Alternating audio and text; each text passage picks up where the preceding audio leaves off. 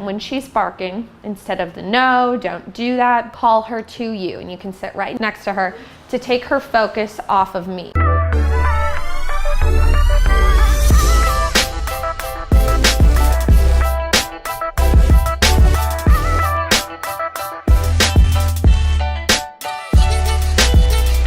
She was in the crate for how long when the guy came? 3 hours while they were filming. Oh, wow. Okay. Perfectly fine. Not a Good in the bad crate in your room.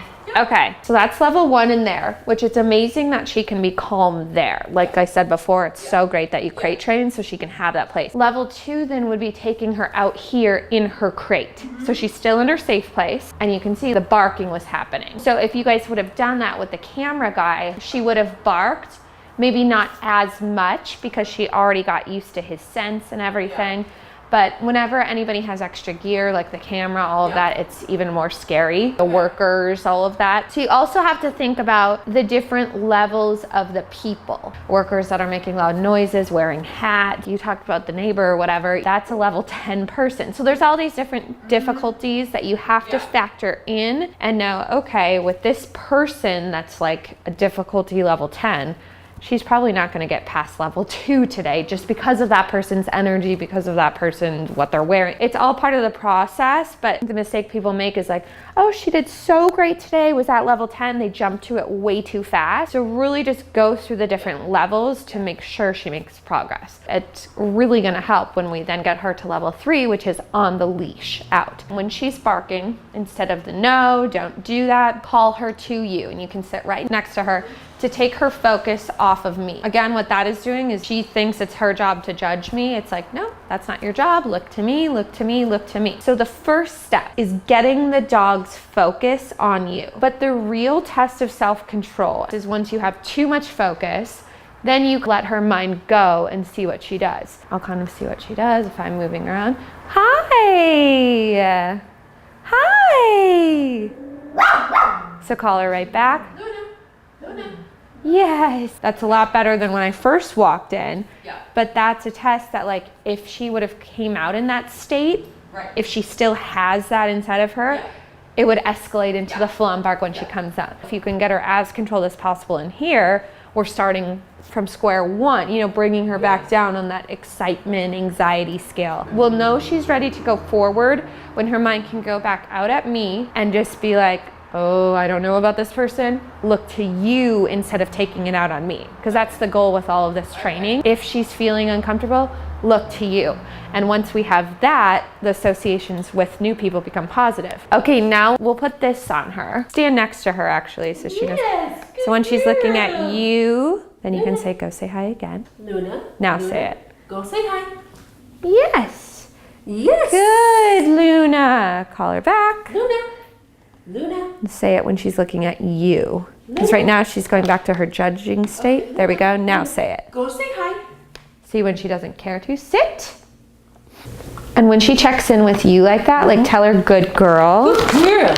So obviously this is a little different than just following a command from somebody she trusts. But the fact that she's showing interest this long is really good.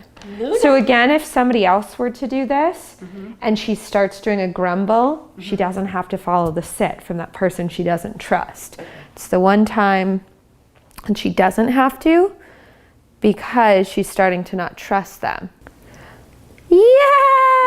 Yes! Girl, Luna. Good. That was a big one. Luna, that was good, Luna. Good job. And although I'm giving her treats, there's a lot more behind me just giving her treats. It's getting her into a better state of mind, of course, before. Okay, get her focused, and you're gonna tell her. Then when she's looking at you, now tell her, go say hi. Go say hi. And Go pull. say hi. Perfect. Good Yes! girl. It's a big one, isn't it? Good. And then again, each time she's here with me, we'll increase the amount of time. And I know we did that a lot last time. That's why I jumped to just doing the sit right away. Good girl, honey. Good girl. Okay. Go say hi. Sit. Oh. Oh. Yes! Luna! Good girl! So once she's getting comfortable, we'll try to increase the number of commands that I give her. Sit. it's right there.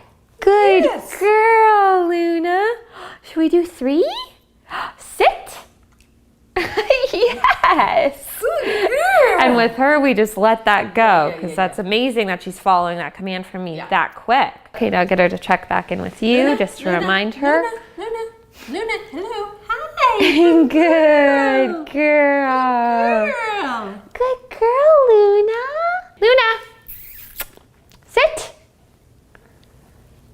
And whenever a dog does that, like will gladly like take a command from somebody that they're unsure of, it always tells me that it's, Good girl. yes, it's not about anything that's happened to her. It's just her genetics, which we already knew, of course. You got her really young, right? Yeah. It's nothing about how she's been raised. It's just a genetic thing because realistically, if it was a personal issue with me, she's not going to take a command from me, you know? Does she know a touch command? Did you guys ever do that?